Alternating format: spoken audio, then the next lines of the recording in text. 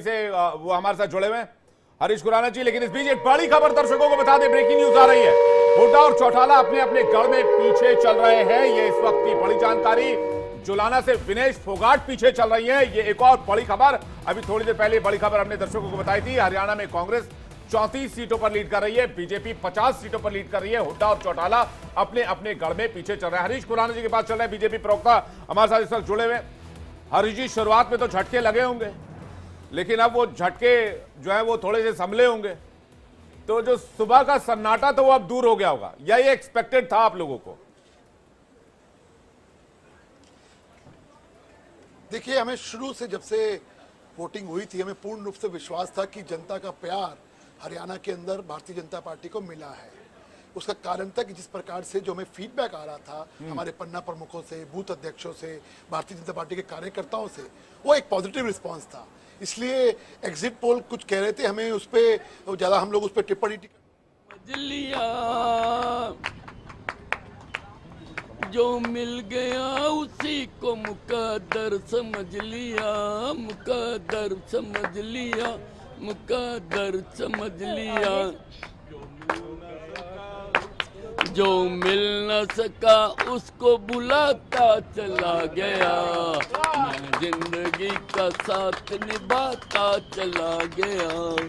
गम और खुशी का फर्क न महसूस हो जहां, गम और खुशी का फर्क न महसूस हो जहां, न महसूस हो जहां, न महसूस हो जहां। तो मैं जिंदगी का साथ निभाता चला गया, कंचन और इस गीत गुनगुनाते नजर आ रहे हैं। हालांकि 1 घंटे पहले तक कह रहे थे कि अभी वेट कीजिए, अभी काफी समय है, लेकिन अब खुशी उनके चेहरे पर पढ़ी भी जा सकती है और देखी भी जा सकती है। विज साहब व्यक्ति हैं, उनको बहुत ज्यादा खुशी गम का कोई है और अभी पीछे चल रहे हैं वैसे।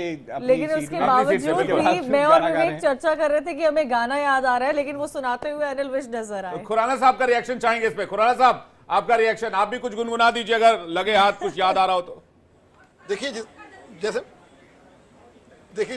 पहले मैं अपनी बात कंप्लीट कर लूं कि जो आप कह रहे थे कि खुशी कभी गम की जो आप बात कर रहे थे, हमें पूर्ण रूप से विश्वास था कि हम भारतीय जनता पार्टी तीसरी बार वहाँ सरकार बनाएगी। हमें विश्वास था, हमें ग्राउंड से फीडबैक आ रहा था कि पॉजिटिव रिस्पांस है, लोगों का अच्छा रिस्पांस भारतीय जनता पार्टी को, जनता का प्यार मिला है, इसलिए हमें विश्वास था। और ये कारण है 10 साल का काम भारतीय जनता पार्टी का हरियाणा के अंदर और 10 साल का काम केंद्र सरकार के अंदर नरेंद्र मोदी जी का काम। तो जो डबल इंजन की सरकार काम कर रही थी हरियाणा के अंदर, उसका रिजल्ट हमें देखने को मिला है। तीसरी बार नरेंद्र मोदी जी प्रधानमंत्री बने हैं और तीसरी बार अब भारतीय जनता पार्टी का मुख्यमंत्री अब हरियाणा के अंदर बनेगा। हमें विश्वास है। जिस प्रकार का काम शिक्षक का क्षेत्र हो, चिकित्सा का क्षेत्र हो, इंफ्रास्ट्रक्चर हो, किसानों के लिए हो, तमाम ऐसे काम जो भारतीय जनता पार्टी ने पिछले 10 साल में किए थे, जनता का प्यार मिला और जनता का हम हृदय से धन्यवाद भी करेंगे कि उन्होंने हमें प्यार दिया। जो है सीएम बनने की बात कर रहे हैं, दूसरी पार्टी की तरह नहीं है कि खुराना जी इस बार बहुत सारे लोग जो है कह रहे हैं कि मुझे भी सीएम बनाइए, मुझे भी बनाइए, मुझे भी बनाइए। भारतीय जनता पार्टी, मैं कह रहा हूँ कि इस बार कई लोग सीएम बनना चाहते हैं, कौन बनेगा? और इसका फैसला जो होता है वो पार्लियामेंट्री बोर्ड हमेशा करता है। अरे आपकी भी राय मायने रखेगी भाई, आप भी कुछ कहेंगे तो पूरा देश सुन ही रहा है। मुख्यमंत्री हमारे नायब, मैंने क्या बोला, नायब सिंह सैनी जी के नेतृत्व में हम हरियाणा का चुनाव लड़े और अमित शाह जी ने भी और कई मौकों पे हम और बोला भी, भारतीय जनता पार्टी ने बोला कि हमारे जो मुख्यमंत्री कैंडिडेट होंगे वो नायब सिंह सैनी होंगे। इसी बीच बड़ी खबर आ रही है, सीधा बड़ी खबर का रुख कर लेते हैं। चुनाव की काउंटिंग से जुड़ी इस वक्त की बड़ी और अहम खबर आपको बताएंगे।